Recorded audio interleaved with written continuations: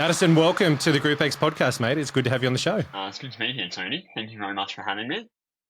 No, mate, I'm looking forward to getting to know you a bit better, but also understanding a bit about you and your role in the fitness industry. So, mate, can you give the viewers, listeners, whoever they are that are out there engaged with us, a little bit of a rundown on who you are and where you're from and how you got into the industry? Yeah, I guess I started in the industry about 10 years ago. I was actually studying Cert 4 in music production, and I had no idea what I wanted to do with my life at all. But as, music, you're sitting down a lot. I kind of put on a little bit of weight, which is what pushed me into the gym in the first place, and started doing classes because the gym's kind of boring, let's be honest. Yep. I don't want to sit on a machine and pump some weights for 40 minutes. Yep. No, thank you, not me. And yeah, I went to a body attack class with my sister, and I remember I walked out of that room and I turned to my sister. I'm like, I think I want to do that. Like that seems like something I could do. That was really fun. My sister went to that instructor the following week when I wasn't there and told her that I said that. She didn't tell me that she told her, so I went with her the following week because she's like, "Oh, come along." And then after the class, the instructor came up to me and she's like, "Your sister told me what you said, and I think you would be really great." She's like, "I was watching you the whole time." She's like, "I'm going to mentor you," and that was it. Too bad, so sad. You're doing it now. Oh, I love that. Yeah. That's better than a tap on the shoulder. That is the whole, you're doing this no matter what. Yeah. Literally. Thrown under the bus by my sister, and then the instructor did not give me a choice. I love it. What's your sister's name? Catherine. Catherine, big shout out to Catherine. Thank you so much because you got him in there and doing what he's obviously passionate about and loves to do. So thank you very much for that. As well as who was the instructor? Michelle McDonald. Okay, Michelle, a big shout out to you as well because without your guide and mentorship, Addison here probably wouldn't have been doing what he's doing. He'd be still putting on weight, sitting behind a desk in music production. So thank you to both of them, yeah? It's okay. Love it. I got my revenge on my sister, so that's fine. She had to help me learn choreography. Love it. Yeah. Love it. But no. Is your sister a teacher? She is, yeah. She's an instructor as well? Oh, no, sorry, like a school teacher. Okay. Okay. Yep. Brilliant. Slightly different. Yeah. Instructing of some sort, but just to... Well, I'd say on some days it's probably the same because it's like you'd have a group of kids in front of you some days when we teach too, isn't it? Especially when you turn the fans on.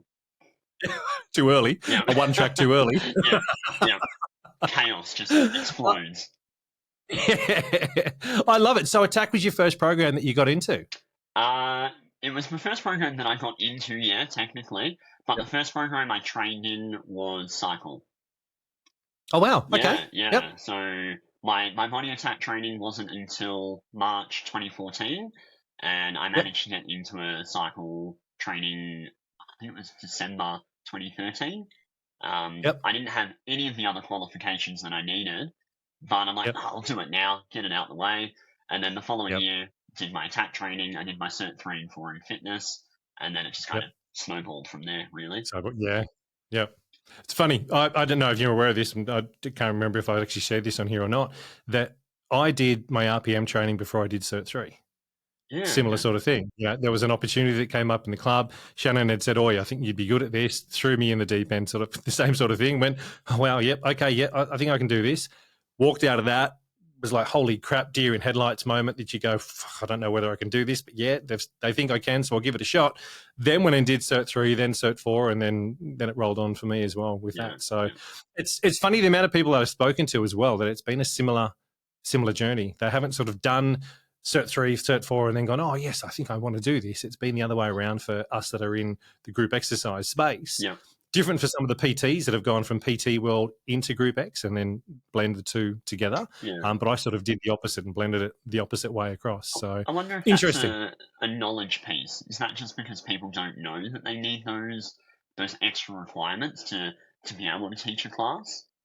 Yeah, good point. Very good point. I think we know it now that we're in the industry, but it'd be interesting to find out newbies walking in that are walking into a class. Do they realize all the skills that they need, or do they realize all the qualifications they need in order to really go and teach? And maybe that comes back to us as the industry or as the GROUPEX managers in the space. If someone comes up and asks, and we need to be having their skills or have that knowledge to be able to share with them to say, hey, yeah, cool, you can go and do it, but you will also need X, Y, and Z with it as well. Yeah, definitely. So interesting. And just on that for a second, I think there's a lot of GROUPEX instructors that just do group exercise and haven't jumped over to do PT. And I think there's vice versa as well. There's a lot of PTs that haven't jumped over to do group exercise. Now, I started with group exercise and then moved over to PT primarily because the amount of people that I met that were coming up to me and saying, hey, do you do training as well? Do you do one-on-one training? I realized that I could actually make a business out of it straight away. You're in front of, I was teaching maybe 8 classes a week. So there was a lot of people in front of me at that stage. And it was great to be able to go, yeah, sure I do. Yeah, we can do that. Yeah.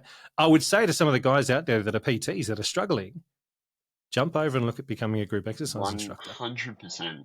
And it's funny, I had the exact same experience. So teaching classes, people coming up to you after, do you do PT? Can I train with you? And having to always say no.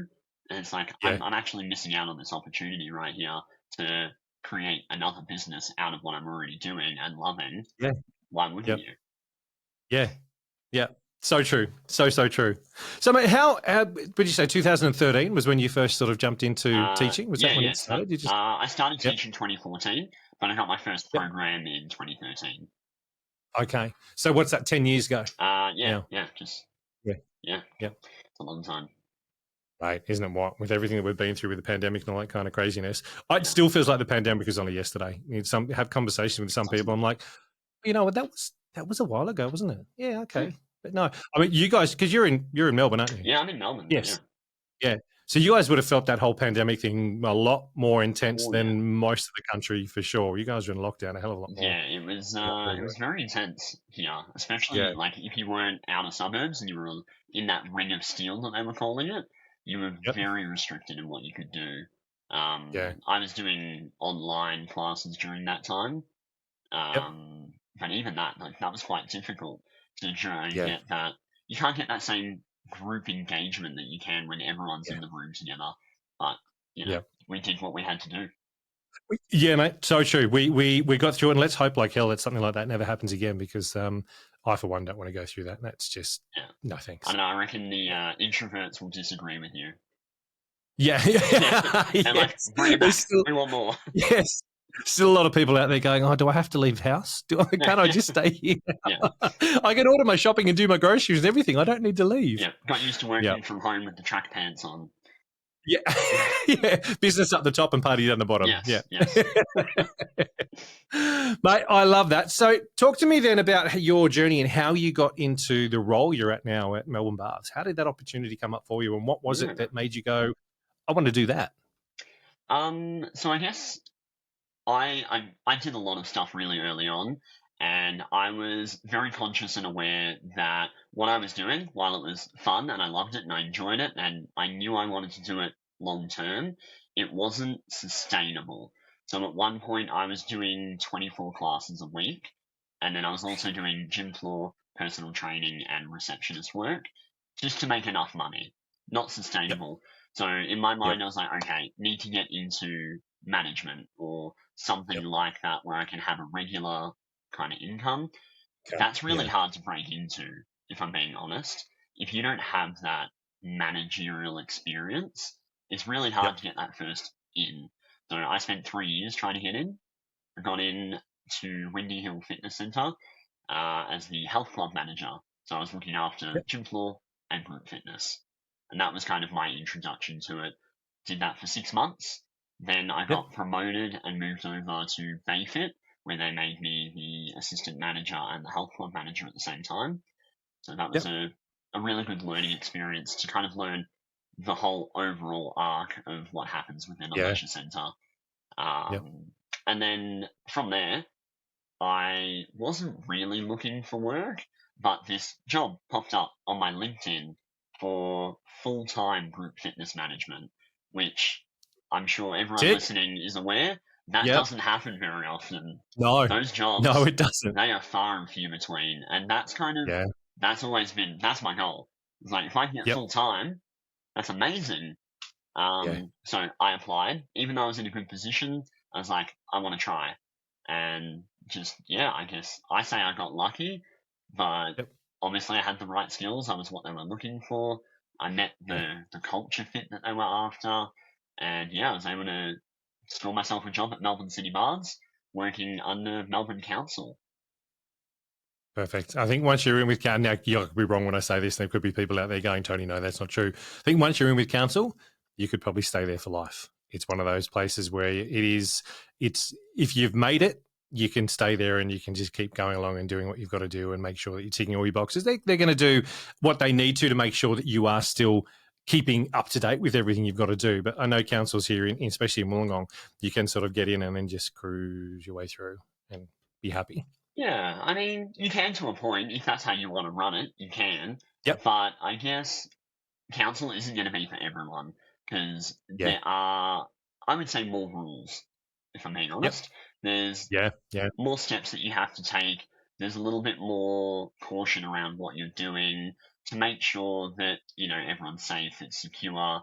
We're keeping people's information secure. Whereas when you're in private, it's a little bit looser. You can have a bit more Yep. fun with it. Yeah. Yep. I guess there's pros and cons either way, and it just depends Yeah. on you personally what you prefer. Me, I think I would be happy to stay within council for a very long time. I love it personally. So when did that job start for you? So was it 3-4 years ago? The Melbourne City Council job, I started that 2 years ago. 2 years ago. Yeah. Okay. Cool. Now, group exercise management as a whole, thinking of what you do, I mean, it's ideal for you because it's a full-time gig. Yep. So you've got, is it 40 hours, 38 hours you're doing? 38 hours a week. 38 hours. Yep. So that blows my mind because, as you were saying before, that's not heard of. Yeah, it's not a normal thing at all for that to happen. I mean, I think it's great because you have more than enough time to do really what you need to do, as in what we would say from the industry that a GROUPEX manager should be doing. I'm sure you probably go above and beyond because you've got more time to do what you need to do, or you can do it properly. With everything you do, what is probably one of the key areas that you enjoy about the job more than anything else? What's the thing that sort of floats to the top and goes, you know what, that's what I enjoy most here? I mean, I guess for me, there's two things that I find I enjoy the most. The first one being is just creating experience. So not just for the members that are coming to all those classes, but for my instructors as well. Having all of that time, within a week to really work with group fitness, I'm able to put on a little bit more effort. I'm able to create events and things to engage people and instructors, and try and just keep everything light and fun. If you've only got 10, 15 hours, sometimes you don't have that capacity. You can't decorate a studio. You can't throw an event. You just don't have the room to do it. And then the second thing for me is just support. I greatly enjoy just being able to support my instructors. I've been in the industry for a little while. I've had my share of really great managers and team leaders. I've also had the opposite where I've had really poor management and almost micromanaged, even in my own classes. And so having both sides of the coin, I find I'm able to blend that and bring the best of all of it to my instructors that are working at my club. This is the GROUPEX podcast. Brilliant. The first thing you touched on there and creating the experience, I think is vital to the role we have as GROUPEX managers. And it's awesome to hear that you're able to do it. You know, as you alluded to as well, if a GROUPEX manager has less hours, they're not able to create that. They're not able to pass that on or put that into part of what their role is. Their role has just been admin. Yep, I've got to get reporting down. I've got to do pays. I've got to update this. I've got to find the cover for that. And they've got to do that because that's all that they've got time to do. Yeah, it's all they're paid really to do.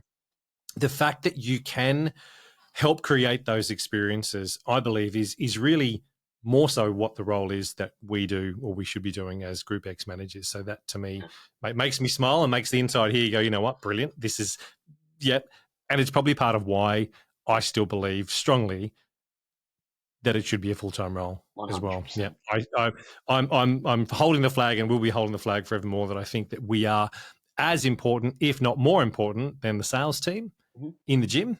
Yep. Once they're in, we need to be able to retain them. And the biggest retention tool we have is that space, or those spaces where people come together and train in groups. Yeah. Absolutely. So while it's great they're getting them in, we need to make sure that there's the holes in the bucket aren't there. Yeah, we've got them in there. So not only that, if the people that are coming are loving it and enjoying it, wow, they're going to refer more people. So these guys over here, the sales guys, not saying they don't need to be there. Yeah, they do, because someone still needs to sign them up, but maybe we push a bit more effort into what we're doing in the GROUPEX space to make it happen. So can you run through a couple of examples on what you do with relation to that sort of team building and building that experience in club? Yeah, so I guess for me, coming into council and working in inner city, I had always worked kind of more western, northern suburbs.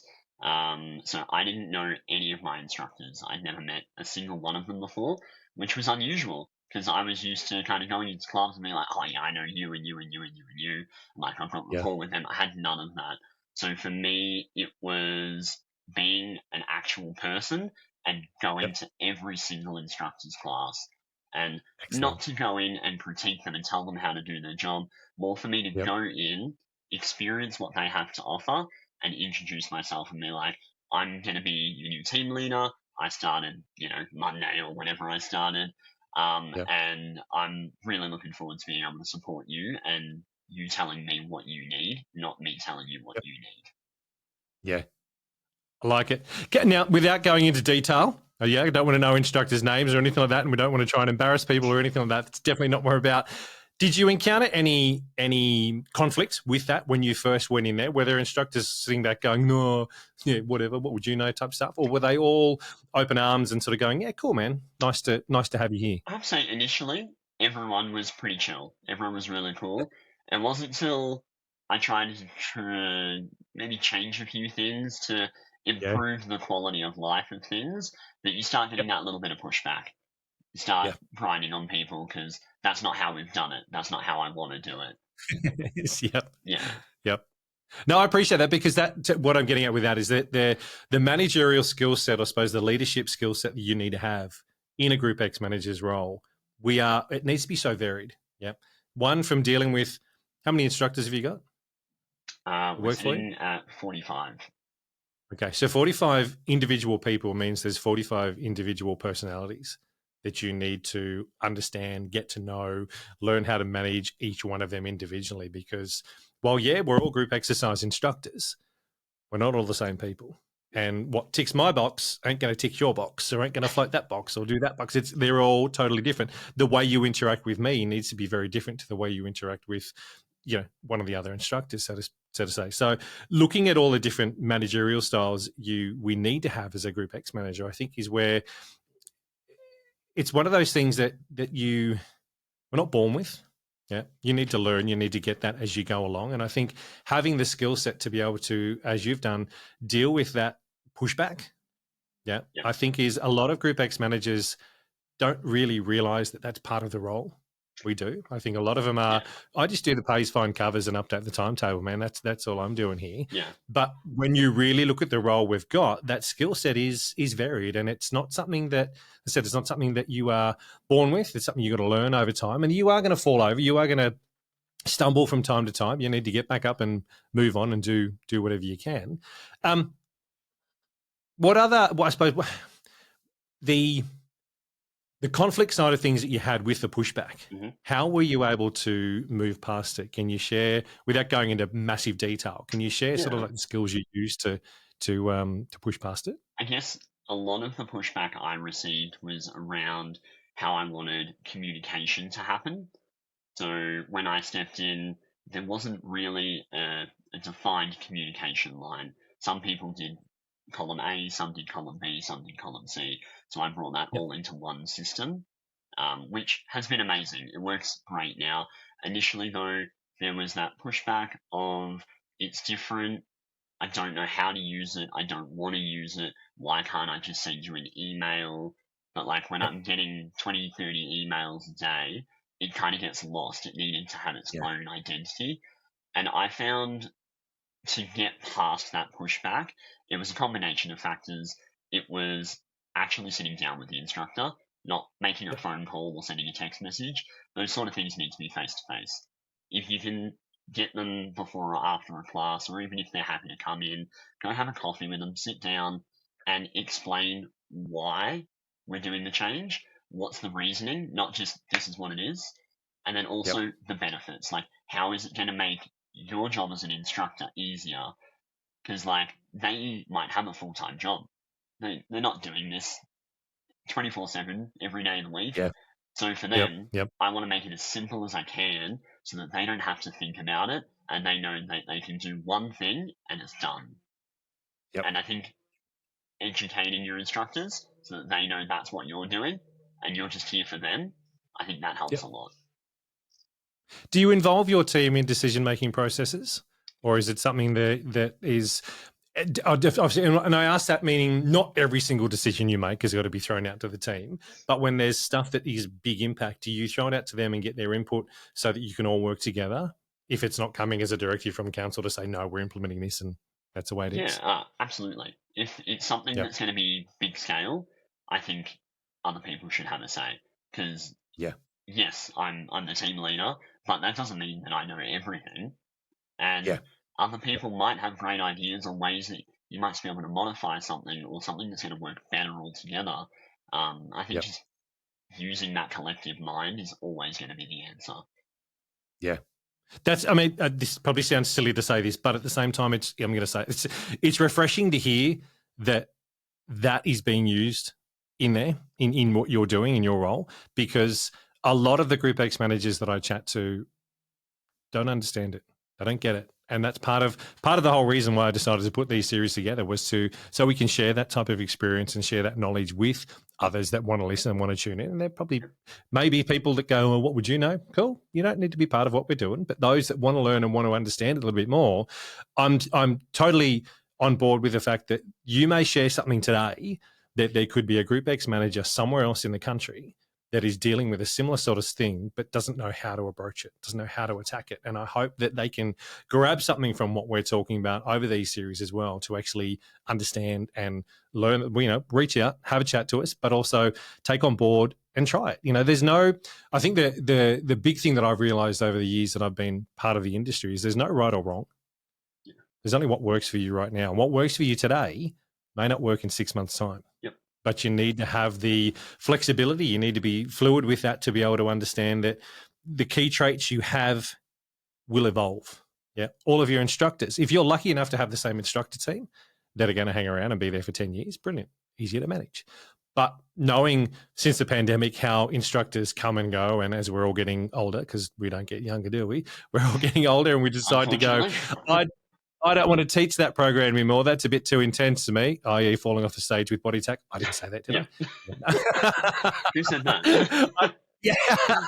I'm not going to do that anymore. I want to do something else. So we've got to adapt to our team, but also make sure that they're still fully involved with what's going on as well. So, Matt, I appreciate that those skills you've been able to share with us as well. Okay. I think just quickly on what you were saying about your instructors hanging around. I think for group fitness managers, or if you're a health club manager, I think if you notice that you have that high turnover in instructors and people aren't hanging around, you should probably take that as a sign that maybe something's not working for your instructor team. Because for me, my team is my team, and I haven't had anyone change. I still have the entire group that I started with, and I've just added on more people to that team. I haven't lost a single instructor since I started. But that's a self-awareness, and I think an awareness of where you're at as well, which I think is spot on. Yeah, and I love you being able to share that with everyone as well, because it's important. It's important to realize that you need to work in and on. Yeah, you need to be aware of both sides of it. To not only just go and be reactive on what's going on, but take note and take that complete awareness of, okay, why are they leaving? Why am I only seeing instructors hang around for 4 months and then they're disappearing and then I've got a whole brand new group in? Yeah, is it the self-awareness? Is it me? Is it something we're not doing here? Is it the members? Is it the and I think I've said it on the show a couple of times, is that if you're not the right fit, you're not the right fit. Yeah. Don't try and fit in somewhere where you don't, just accept. You're not going to be everyone's cup of tea. Yeah. It's sometimes a group exercise instructor coming to work for you and they also work 5K down the road. They might be better suited to your venue than they are 5K down the road, because 5K down the road may have a different demographic, may have a different style of member that goes in there where you as a Group X instructor just don't fit. And that's okay. Yeah, it's nothing bad about you, unless there is something bad about you as an instructor. But most of the time, I think most of us are more self-aware to know. But in that instance, it's okay to not teach at that venue anymore. Yeah. But also for us as Group X managers to realise that not every instructor is going to be the right fit. Yeah, no, 100%. And I think that's where getting the right team together is the biggest challenge we have. Yeah, I think finding new instructors and finding the right instructors for your team is key, is a big challenge. But obviously, once you've got them, you need to nurture them and hang on to them. Yeah, absolutely. Well. And I think also I guess for me, like I'm very Les Mills. I love Les Mills, but I'm also very aware that is not the be all and end all. Like there is Zumba, you've got your Pilates, there's Reformer, there's all of these different strains. And I think sometimes managers come in and they might be one or the other, and that's all they focus on. And they kind of leave everyone else to their own devices. Yeah. And then it's almost like you're leaving out half of your team. You've got to find a way to support everyone. And like if you don't know how something operates, find out.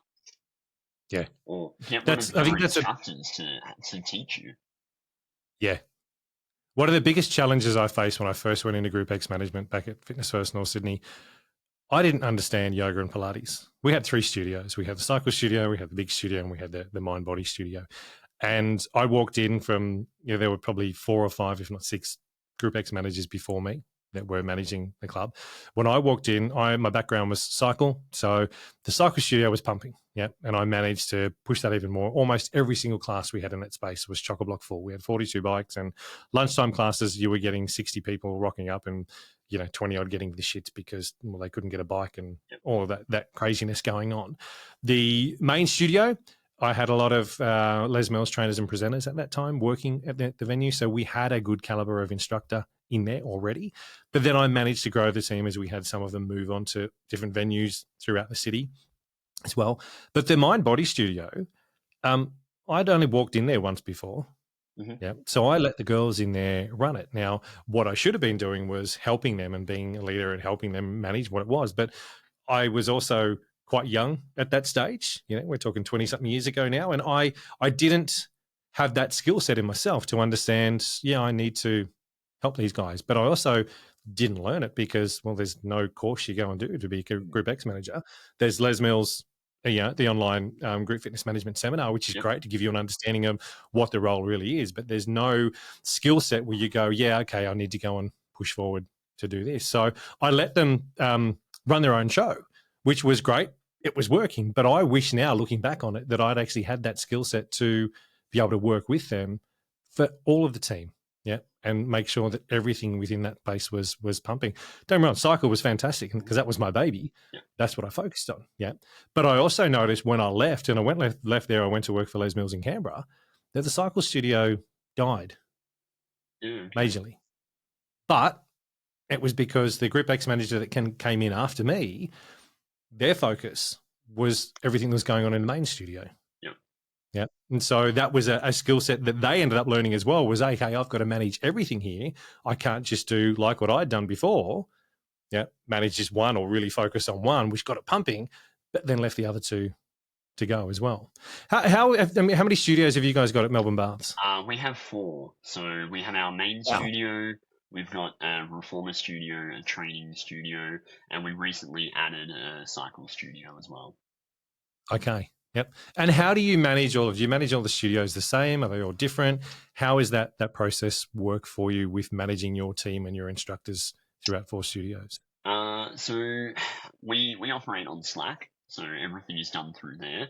I keep everything separated. So I have a channel for every single class format so that they can use that for covers as well. But then I can also use it to communicate with them if there's specific things that they require or they need. And then in terms of the actual studio itself, they all need very different things. Like the Reformer studio, it's got nice floorboards, but on turn of that, it collects a lot of dust. So it needs to be cleaned lots and lots and lots because people are lying down, there's hair, there's dust, there's dirt. It builds up really quickly and it's really noticeable. Whereas in your cycle studio, people are on bikes, they're sweating a lot, it's got rubber matting, so it doesn't have that same kind of perception of dirtiness and hair and whatever. So yes, it gets cleaned, but I'm not cleaning it all the time because it doesn't need that same level of care. And I think it's looking at each studio, what they're doing in that room, and what do you need to do to keep it at its standard all the time. Yep. Is there? How do you run with that? Have you got like a schedule or something you do so you know when you're going in, checking equipment and all that kind of stuff, or is it ad hoc? How do you manage the upkeep and the equipment in each of your studios? Yeah, it's mostly just a schedule. So for me, for example, I know on a Monday around 3:00, depending on meetings and what's going on in the day, I'll always try and get in there at 3:00 because I know there's about 2 hours before another class. And I'll go into that studio and I'll just clean it. I'll check all the equipment, make sure that nothing's, damaged or falling off or, people have put too many bars on the rack and they're going to fall off and hit someone. Just making sure generally every single part is done. And then it's just having that process for every room. So because we have so many studios, I don't do all of them in one day because it would just be too much. So I know I'm doing my main studio on a Monday. I know I'm going to do my Reformer studio on a Thursday, and it's just breaking it up into a manageable workload. Yeah. And I bring that up and I ask that question of you because those that are doing GROUPEX management that are only on 5, 10, 15 hours, whatever a week, I wonder how they fit that in. I wonder how they're actually doing that and putting it into their hours. The podcast that's before this one, or the episode before this one, there's a girl over in Perth, Jacinta, who's only 5 hours a week as a GROUPEX manager. That's crazy. And I that just blew my mind when she said that. I was like, wow, in 5 hours a week, you're meant to do everything that you're doing in a full-time role. I mean, there's just no way you couldn't. No, and that's she's above and beyond what she's getting paid to do. She's virtually on call 24 hours because, as we know, GROUPEX managers can wake up for a 6 o'clock class in the morning at 4 in the morning and be sick as and not be able to go anywhere, or they've been up all night with a little person that's sick, or whatever the situation may be. There's always a reason why someone's not able to teach that first morning class in the morning, or that whatever it may be. And that's life. Yeah, that happens. But for what she was going, 6 a.m. It's always 6 a.m. Those challenges are real, and it's one of those things of okay, that she's only doing that 5 hours. How is she doing everything else? How is she building the experience in there? How is she then also making sure that the studios are always kept clean and tidy and functioning and working? And there's an event coming up, she's organized for that. In 5 hours a week, I don't think you can. But I also feel like that's just, in terms of a company, I feel like that's wildly unfair to that person because her instructors, they don't necessarily know that they only have 5 hours to get that work done. Yeah. So their expectation might be really high, but in reality, there's no conceivable way for them to complete that. So it's putting a really unfair expectation on that individual. And I think as a company, that's not right. Yeah. This is the GROUPEX podcast.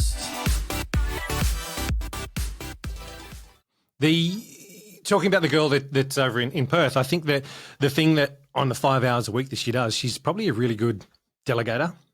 She's actually got a team there that work with her really, really well, that she can delegate certain things to instructors during that week to make sure that she is on top of everything, but still, and it's while I said it earlier on, I believe it should be a full-time role.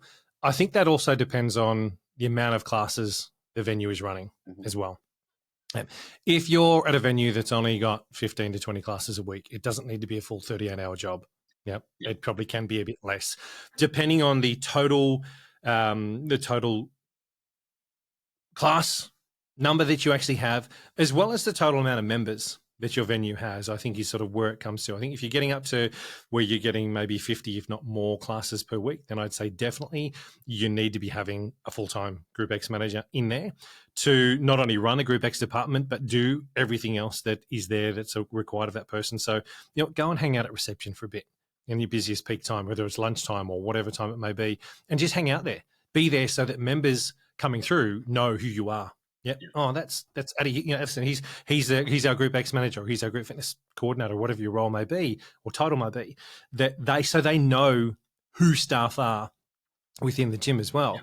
And that's one thing that doing the 5 or 10 hours, if it's just in there to do the admin, you can't create that. You can't create that experience for your members to be able to do it all. And I think, as I was saying, the delegation that Jacinta probably has with her team to help her out through that is great. But still, I think there needs to be more hours in the week to be able to tick the boxes properly. Yeah, absolutely. The role.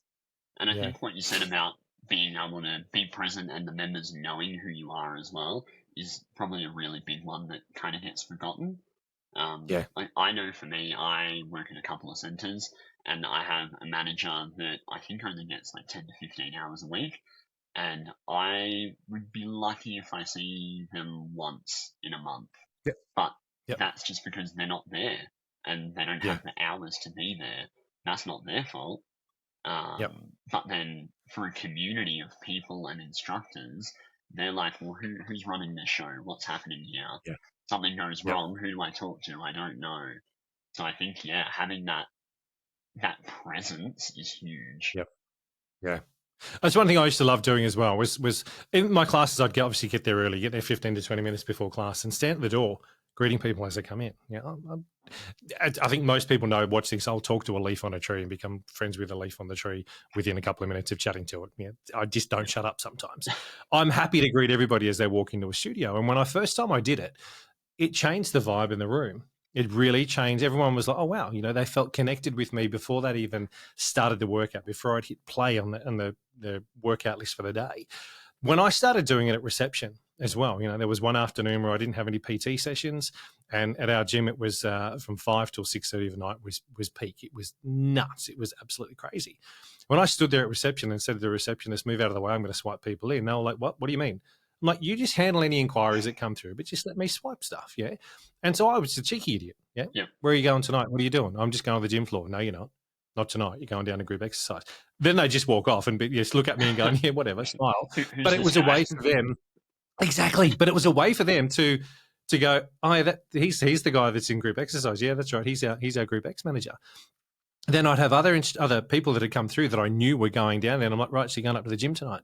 And they just look at you and be like, what are you on?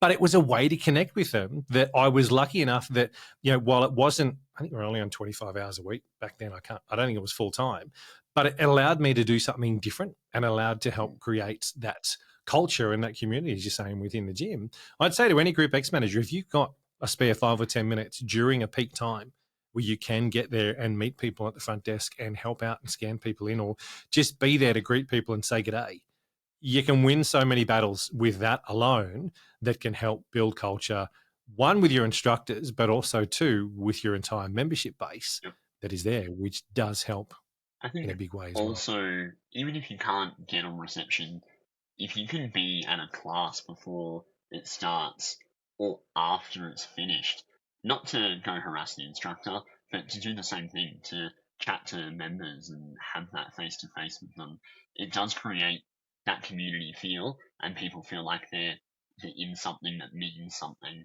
and that's what keeps them coming back. Yep, totally. The I want to ask you more questions about in-depth detail around GROUPEX management and what you actually do.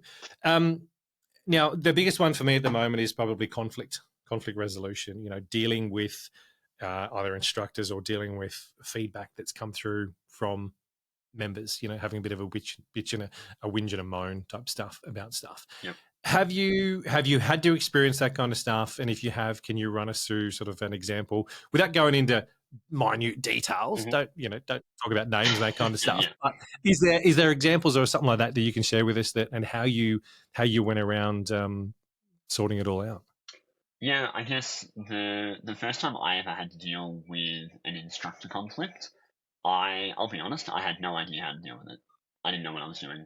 I didn't know how to deal with that. Someone yelling at me. And for me, it was asking questions.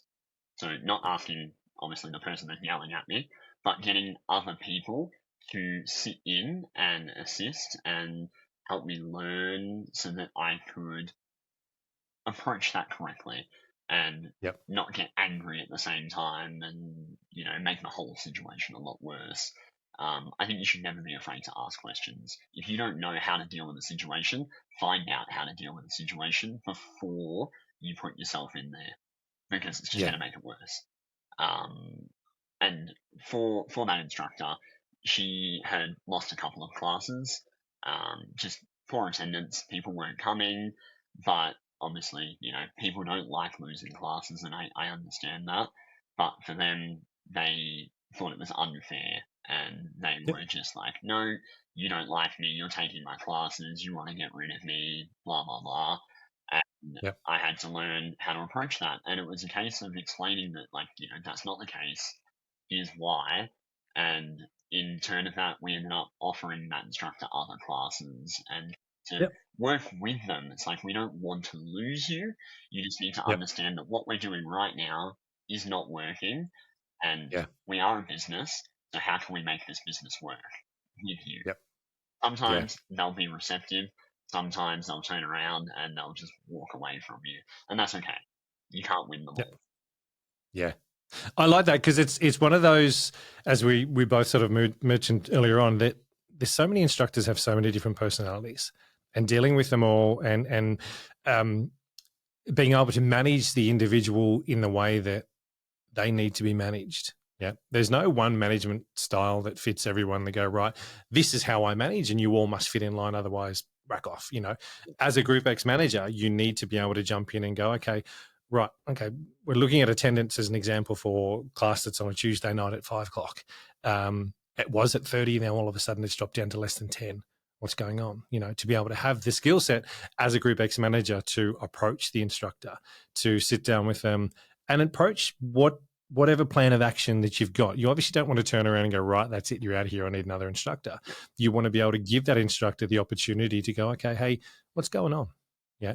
Sometimes they may not even realize themselves it's some external factor they're actually projecting in their class, which is what is decreasing the attendance in that way. Or it could be a seasonal thing or whatever it may be. But as you've done, and you sit down and you need to have that conversation.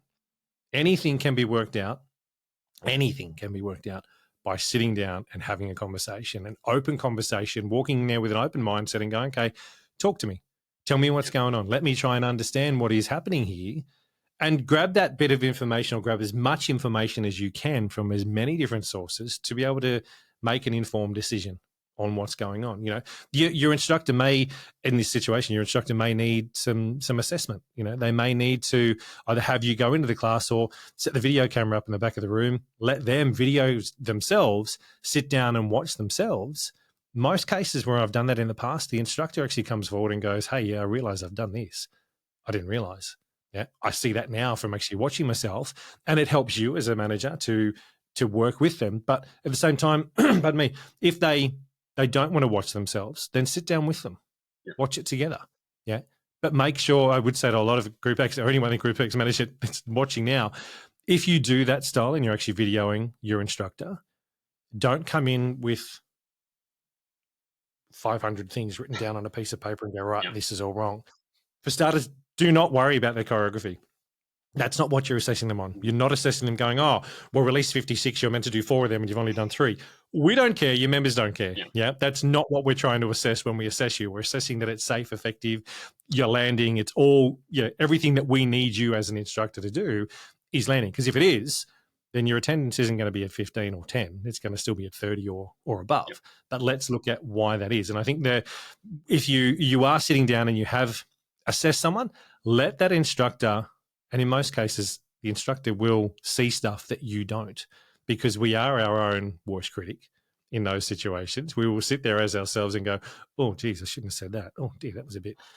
You're going to find as a GROUPEX manager, it's probably the easiest way to assess your instructor. Yeah, I think also, regardless of what avenue you choose to go down, whether it's filming, assessing, just having a conversation, I think a really powerful thing to do, and they do it in advanced training as well, it's just ask them how they think it went.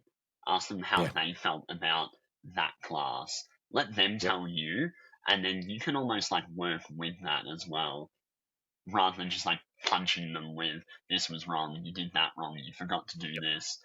That's not going to help someone grow. Yeah. True. I appreciate that as well. That's a key thing for people to take away, is that there are many different ways of giving feedback. Yeah. Find what works for you as a manager, but find what works for the person that you're actually giving the feedback to. Because it just comes back to that whole personality piece, doesn't it? Yes. You've got to find what works for the individual, including yourself. Yeah. It's there's ways and ways and ways to give feedback, and there's not one way that suits everybody. Agreed. If you were to come into my class and give me assessment or give me feedback and started to critique me on my attitude or things that I was saying and that kind of stuff without sort of giving it any oomph in the background, I'd lose respect straight away. I'd be going, whatever. Yeah. If you walked in, I'm the type of person, if you walked in and say, hey, Tone, want to do this, I'm not going to sit here and critique every single thing and give you all the bad stuff. I want to give you the good stuff you're doing, but I want to be able to say, hey, have you thought about, have you tried, that kind of stuff. But also, if you're coming in to have a chat to me, make me really understand what the assessment is for. Yep. All GROUPEX managers should be assessing all GROUPEX instructors on a regular basis, whether it's every 6 months, every 4 months, whatever it may be. I think we can all learn from having some form of feedback. Yeah. For me, as an instructor myself, I made sure that I went and stuck a video camera. I think the guys in Canberra were sick of me by the time I left working at Les Mills, because I'm like, oh, Tom, what's the camera in here again for? I'm like, for me, not for you. I don't care about you guys. It's on me. It's pointing on me. I want to do this for myself to make sure that what I'm presenting is spot on, is okay, so that I can continue providing the best thing for you guys in here. They're okay with it. Yeah. By the end of it, they're like, oh, right, yeah, he's doing it again. But it was, to me, the best way that I could find for myself as an instructor to do it. But if I was only on 20 hours a week and I can't get around to assess every single instructor, guys, can you assess yourself? Yep. Yeah. Set the video camera up, go for it. It just makes it a little bit easier to be able to go through and approach that as well. Especially for Jacinto in 5 hours, there's no chance. Oh, there's no way. No chance she's going to be able to assess or do anything like that. She may be able to do it once a year with you, if that, and it's something to take on yourself as an instructor to be able to do some self-assessment as well. I think also, if you have the capacity to get other instructors to assess other instructors, that can be a really powerful thing to do as well, especially if it's a program that you're not familiar with. So, like, I believe it or not, I don't know Zumba. I'm not great at Zumba, and I would never assume that I know how to assess someone for Zumba. So, I think get an external, get someone that does know Zumba, that knows all about it and this, that, and the other, that can help you with that situation. And then again, it's you learning, and it's also giving that instructor some more valuable feedback than just you throwing something that you think might be relevant at them. Yeah. Yep. This is the GROUPEX podcast.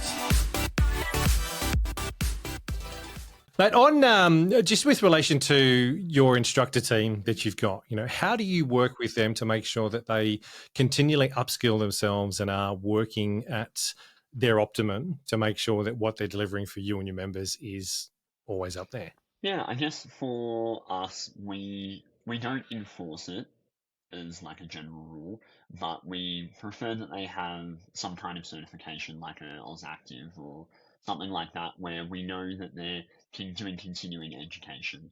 They are upskilling, they're learning, they're growing. They're not just doing one thing and then that's it. They teach that one thing for the next 25 years. But again, we don't enforce that sort of thing. Yep. I guess it's more just getting around to your instructors and chatting to them and, finding out, are they doing courses? Yep. Do they have anything coming up? Have they done anything recently?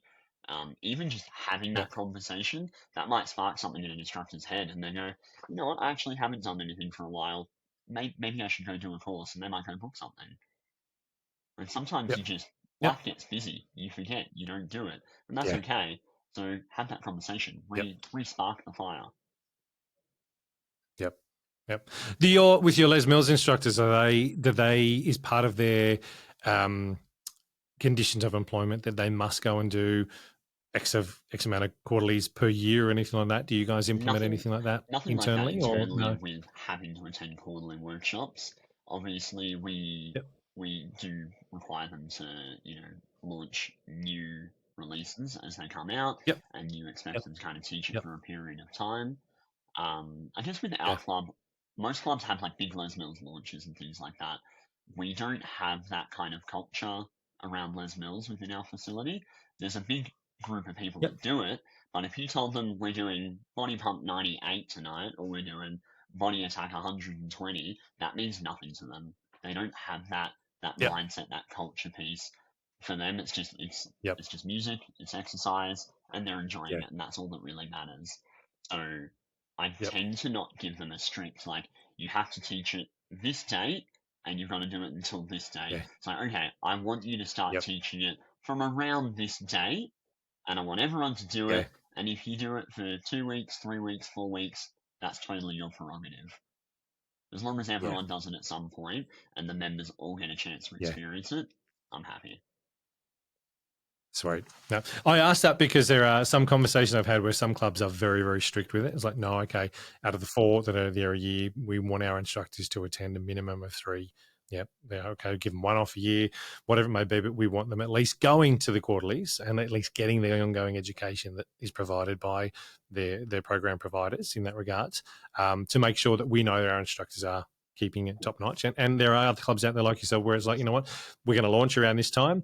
Make sure you've got it. Cool. You trust them to be able to go out there and deliver what you need to deliver and what you want them to deliver, without the, not micromanagement, but without that additional level of, hey, this is a requirement you must do. Yep. But again, on saying that, that's why there's so many different varieties with GROUPEX management, and what works at this club might not work at that club. So it's just working what works for you and what you want to. For me personally, I know that a lot of my Les Mills instructors are at workshops because I'm also going to workshops. So I often see those instructors and instructors that I've worked with elsewhere still going to workshops. So I know they're attending. I don't feel like I need to put that added pressure of your job is on the line for this. Yep. No, I appreciate that.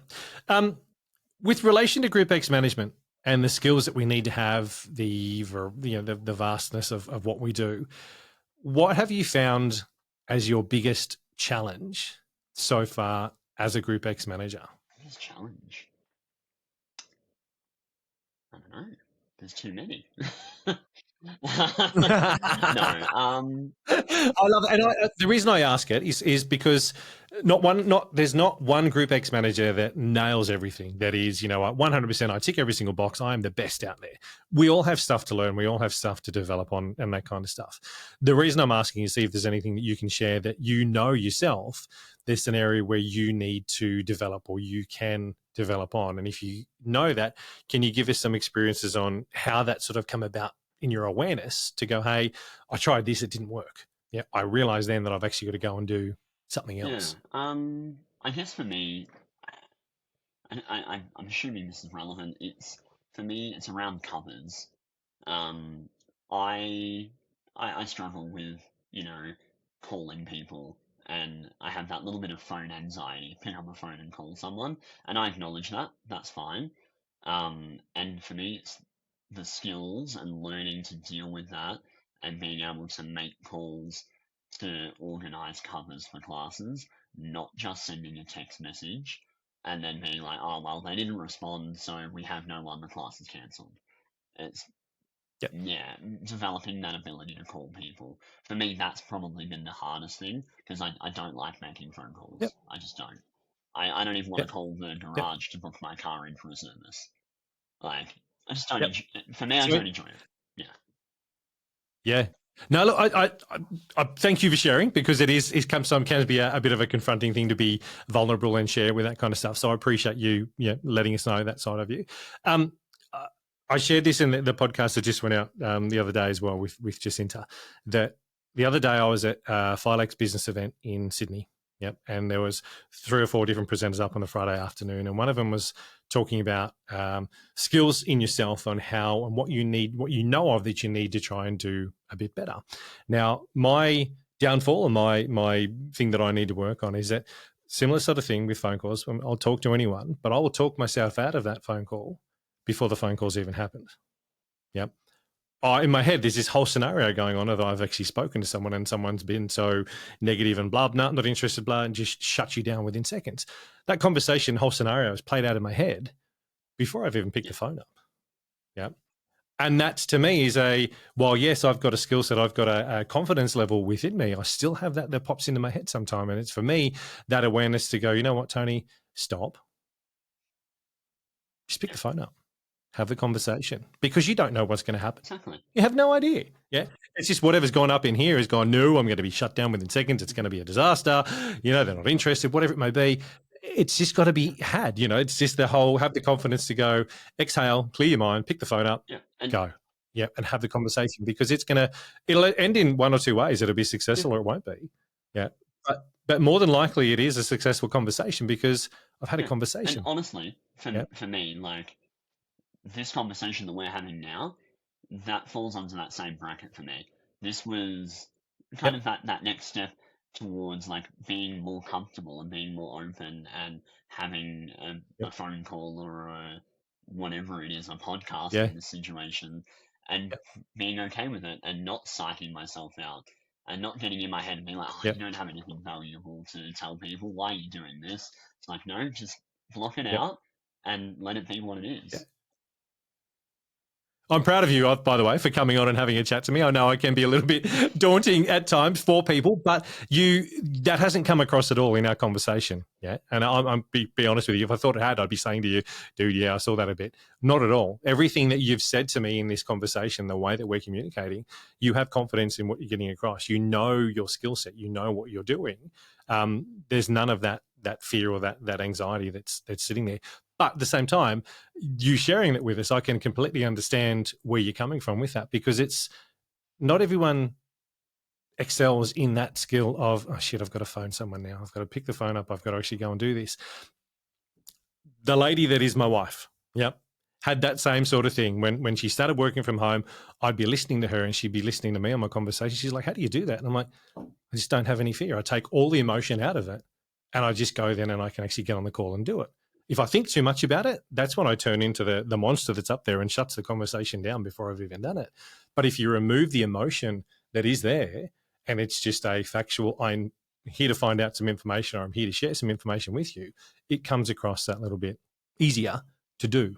Yep. And I think what I'm getting at with that is the skill set that we need as GROUPEX managers is not fearless.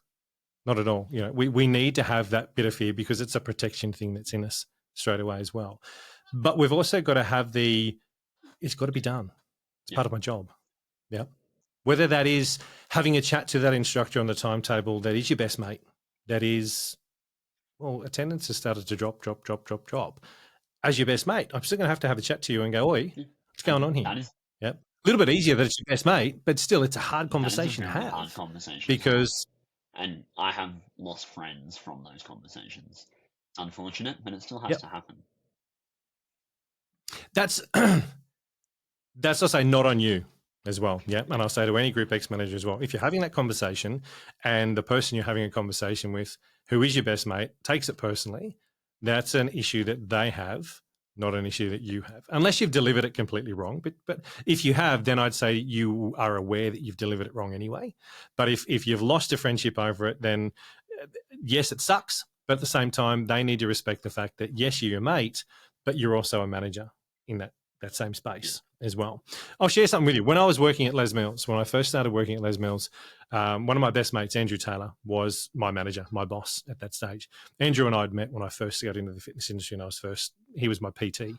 Yeah, we formed an amazing relationship, an amazing friendship that has stuck through to today. He's still one of my mentors that I chat to quite frequently. When I started working at Les Mills, I couldn't see him as my mate. I had to see him as my manager. And that was a struggle at first until we sort of found our footing with everything, that I couldn't just go up to him and chat to him like he's my mate.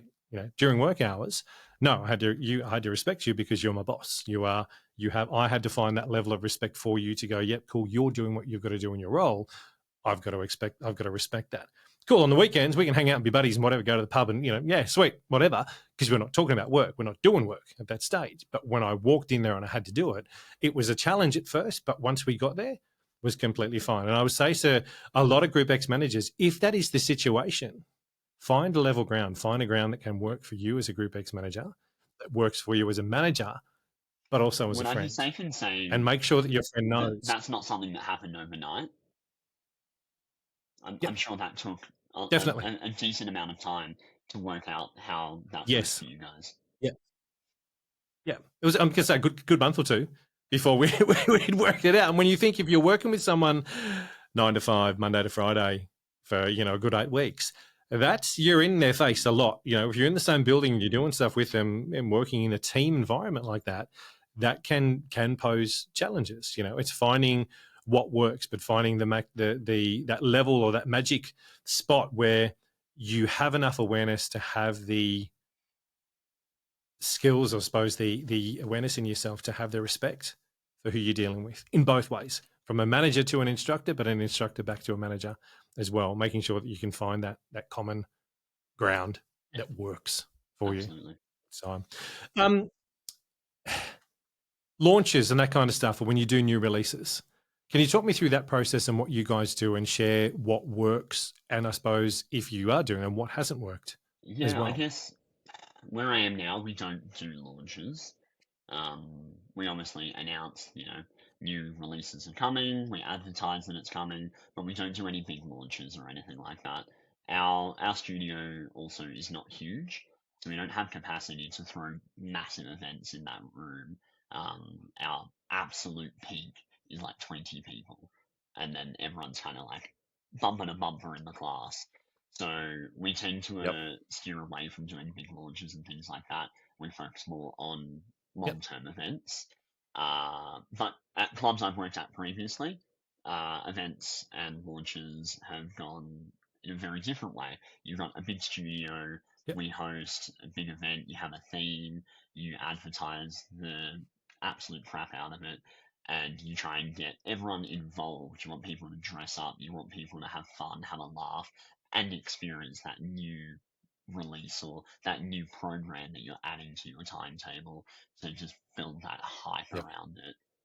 And I think that's not just you as a group fitness manager. You can't do that alone. That comes down to all of the little individual teams. Like, you want your front of house people to be selling that as well. People come in, you want them to be like, have you heard about this event that we're hosting? Like, that's that first contact. Shove it down their throat. Let them know that it's coming, and just build the excitement, because you can't always do that yourself. Yep. It's funny. Yeah. If I remember back to the days of Fitness First North Sydney, every time we did a launch event, it scared people off. Really? Yeah. We're in a very corporate, high dense corporate area in North Sydney that members had a short period of time to train. Yeah. Especially lunch times. Yeah, you've got an hour for lunch. We had to put on 45-minute classes. They then had 7.5 minutes in order to get into the venue to get changed. 7.5 minutes at the end, if you put it in that regards to, I got to have a shower, I got to get back, I've got to grab lunch on the way. Yeah. So we did 45-minute classes.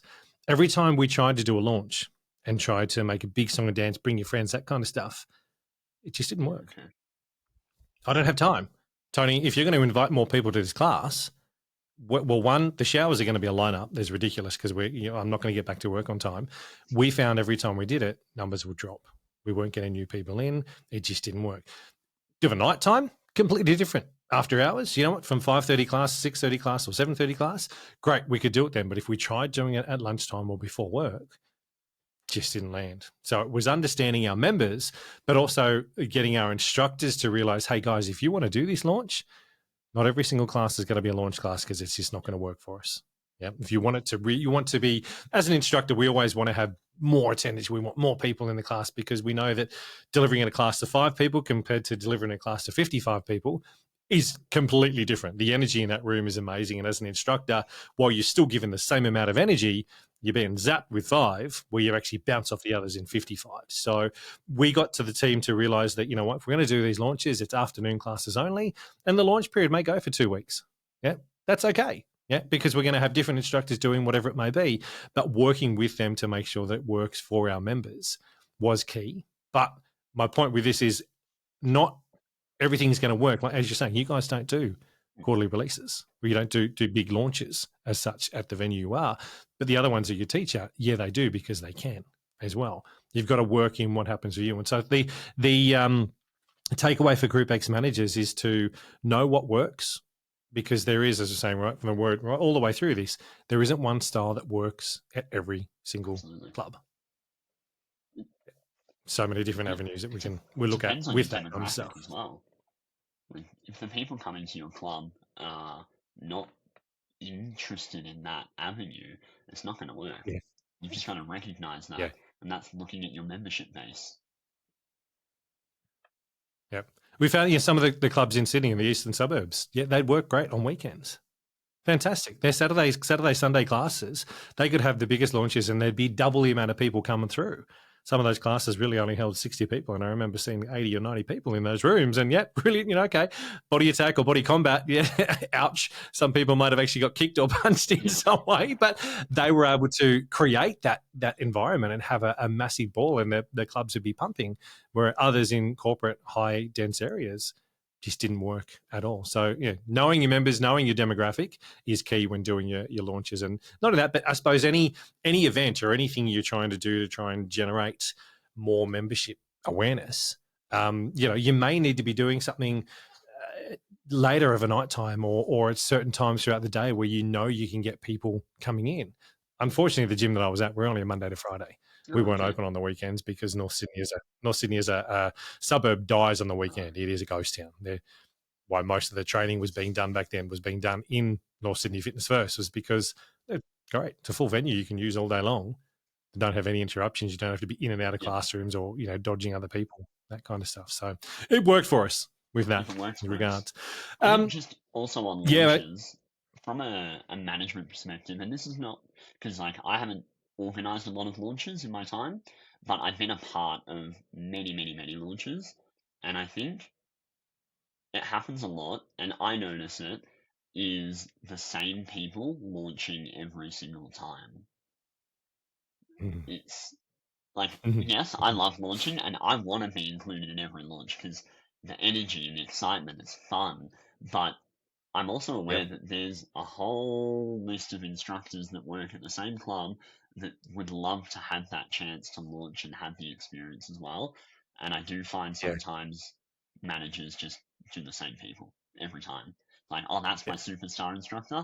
I'm going to get them to launch. They're going to launch. They're going to launch. Yeah. And I think that alienates people, and it's not fair. True. It's just because it's your class on a Saturday morning at 9:30 and that's when we normally launch, doesn't mean you need to be the one to do it. Yep. Have team teachers if you can. If the budget allows, you can do all that kind of stuff. There's one thing I heard recently where it was on social media, someone was having a moan about it, but that on launch days, instructors are paid less. Now, that all comes down to what the venue can actually afford. If there's 5 instructors going to be coming in to launch one class and the venue doesn't have the budget to pay all 5 instructors for that one class, then it may need to be split. But what I would say with that, and what I wanted to jump online and type in with that as well, was have the conversation. Yep. As a GROUPEX manager, have the conversation with your team and say, hey, we don't have budget for this. While I'd love for you all to be in here teaching, we just don't have. How can we do it? We can get a little bit more, but how are we going to be able to do this? If you don't want to be a part of it, great. We don't do a massive big launch. but work it in some way. Work within the boundaries and, I suppose, within the scope that you actually have as a GROUPEX manager. If you have a little bit more budget, yeah, great, you can spend it, you can go and do it. But instructors also need to have the conversation and not bitch and moan. Instructors need to be able to sit down with their managers and go, hey, what's the go with this? If I'm coming in to teach, am I getting paid full? Am I getting paid half? What is the go? Yeah, well, I should be paid full, but work with your club. Yep. Work with what the boundaries are that your club actually has, and don't just expect because you're teaching, you're going to be getting paid top dollar every single time. Yeah, we would love to do it for you every single time, but certain things, certain parameters need to be met. Work with your manager, have the conversation. I guess at the end of the day, it's a business. Like, it doesn't matter what the facility is, it is still a business, and we're all trying to achieve that same goal, aren't we? Yeah. So true. So true. Mate, I want to wrap this up because I know I've spoken a lot of your time, and I'm mindful of that, and I don't want these to go too long. I think you and I could probably chat for another couple of hours anyway. But is there any sort of parting words of wisdom that you would love to pass on to any GROUPEX managers or even any instructors that are out there watching at the moment? I think just lift your instructors up. Support them to the absolute ninth degree, and if there's something you can do for an instructor and it's not going to impact you too severely, just do it. Like, there's nothing better than knowing that your instructors are succeeding. Because if they're succeeding, you're succeeding, really. And I mean, just to finish it off, we ARV Awards, so that's a thing that happens yearly. I nominated one of my instructors for GROUPEX Instructor of the Year, and she received a highly commended award for that. And the relationship between myself and that instructor has completely changed, and it's just another level of respect. And the conversation we had was that she really appreciated that even though I was only there for, technically a year and a half when I put that nomination forward, I'd spent enough time around the instructors, around the members, to acknowledge the effort and the skill and everything that she puts in, and to just send that forward. And I think do that for all your instructors. We'll wrap it up with that. Is there on that? Was there anything more before I cut you off? Just look after your instructors.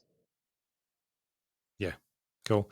Addison, thank you so much, mate, for coming on the show and being vulnerable as well, and sharing a bit about you, but also having the confidence to come in and have a chat to me, mate. I appreciate, as you sort of alluded to a little bit earlier, that sometimes these things can be a bit of a challenge for you, mate. There was none of that come across at all with in the whole time you and I have been chatting here, mate. But thank you for being a part of this. Thank you for coming on and sharing some stories, me and just giving me the platform to share any experience or knowledge that I have.